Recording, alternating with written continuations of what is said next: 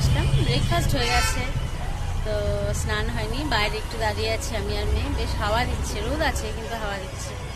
আমাদের north Bengal weather এত সুন্দর ছিল, সবাই ওয়েদারের জন্যই নর্থ বেঙ্গল পরিচিত, খুবই মানে একদম ফেমাস। কিন্তু এখন এরকম হয়ে গেল হঠাৎ, যে বৃষ্টি হয় না, খুবই গরম। কিন্তু কলকাতার ওয়েদার সত্যি খুব সুন্দর। তো এখন বাইরে দাঁড়িয়েই আছি আর দেখছি লোকজন যাচ্ছে, এগুলোই দেখছি মেয়ে আর আমি বাইরে এসে।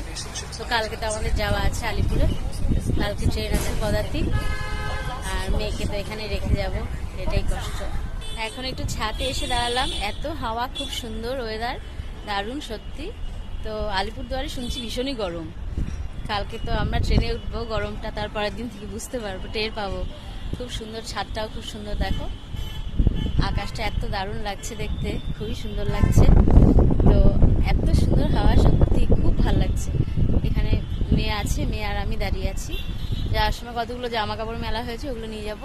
ওকে, আর একটু বসি, একটু বসে তারপর রুমে ঢুকবো।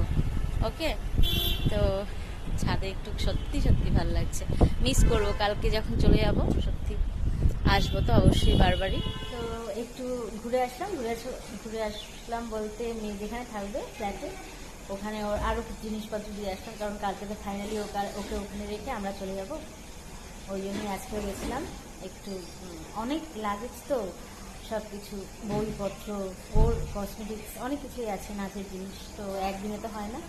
কালকে তো লাস্ট ওকে দিয়ে চলে যাবো, তাই ওখানে গেছিলাম। এখন আসলাম আবার গেস্ট হাউসে। ওকে, তো বাইরের ওয়েদার সত্যি খুবই সুন্দর। মন তো খারাপ হচ্ছে, কালকে যেতে যাবো, তাও অতটা খারাপ হচ্ছে না কেন, যেখানে মেয়ে থাকবে খুবই ভালো একটা পরিবারের মতো। সত্যি একদম মানে এটা পেয়েছি, এটা আমার মেয়ের লাগ বলতে পারি, যে খুব ভালো।